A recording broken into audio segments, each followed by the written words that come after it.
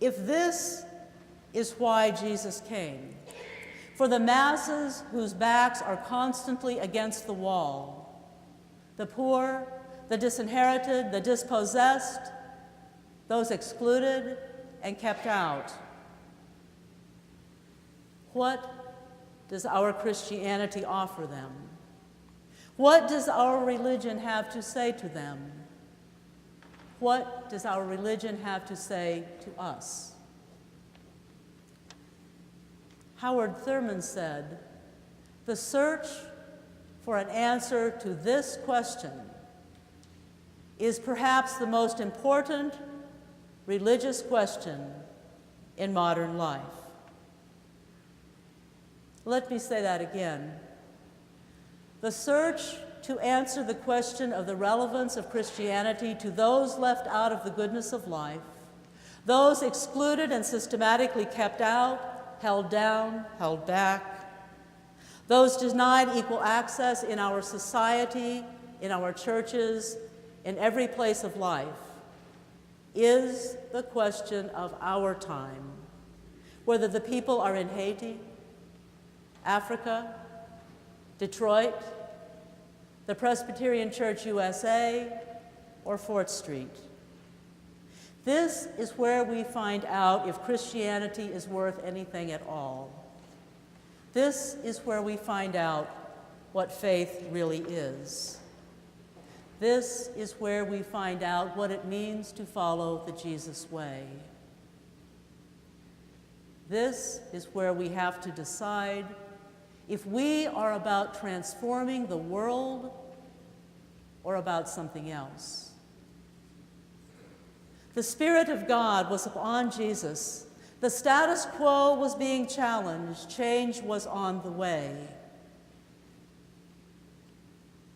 Might the Spirit of God be upon you, upon us? Might the Spirit of God be drawing you, drawing us to something new, or to something old that you and I have never fully embraced? When the Spirit of God is upon you, you never really know what's going to happen, where the journey will take you, what will happen along the way, or what the end point will be.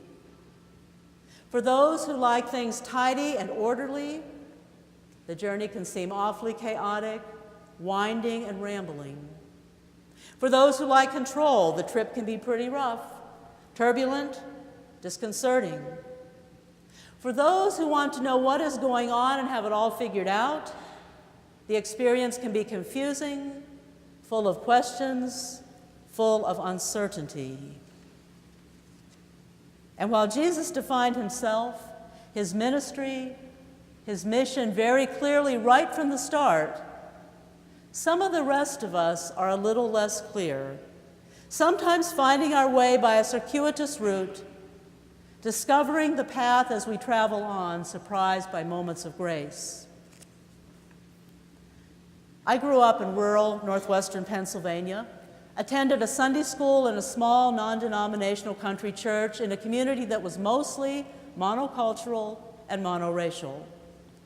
At age 14, I had never ever been in a very large city. At age 14, I also read a book. I don't remember where I got the book. I don't remember why I read the book. But suddenly, I was drawn to the city. Actually, I was drawn to ministry in the city, crossing racial divides and economic barriers, although I never ever would have been able to articulate that to you at the time. In college, I clearly and firmly told a Presbyterian minister with whom I had become friends that while I did not know what I wanted to do, I did know that I did not want to work in the church.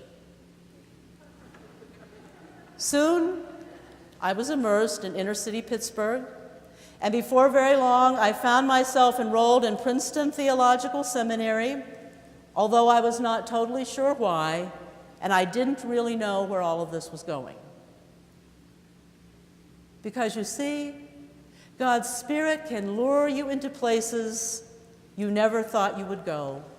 take all of us down paths we never dreamed of, bring us to unimaginable places in our lives, change us in ways we could never thought of, transform us to the core of our being. To follow Luke's Jesus may be a hard journey for many of us, but the transformative possibilities are beyond our imagination, our individual imagination, our collective imagination. Luke's Jesus is a liberator, a deliverer, accessible to all people, of and for the oppressed, transcending race and ethnicity, transcending wealth and poverty. And those who love this Jesus, who love Jesus God, must equally love God's people, all of God's people, especially God's people left on the outskirts of life, suffering because of systemic injustice. Luke's Jesus confronts the rich, giving rich and poor equal footing. Women have equal status. Lame, hungry, all of those seen as other, all are insiders with Luke's Jesus. Luke's Jesus comes in compassion to those who are wounded and calls those who do the wounding to repentance. Luke's Jesus presents faith not just as spiritual, but also as political, social, economic, impacting every realm of life. To follow the Jesus way in Luke's gospel is to continue Jesus' ministry working for the holistic well-being of all of the people of God. It is to bring the good news people really need, good news of job availability, housing, and health care, good news of release to those unjustly held captive, restoration for the displaced of the world, safely back to their homelands, or in new places of real freedom and opportunity. Good news, healing the damage of oppression through accessible quality education, abundant nutritional wholesome food, adequate mental and emotional healing and support. If the Spirit of the living God is indeed upon us, at some point, we also will have to define ourselves and the ministry to which we are called, the mission that following the Jesus way places before us. Our definitions may not be crystal clear, especially at first. We may have to discover them only on the way. But in order to make this discovery, we have to take the first step in faith, responding to Spirit leading us on.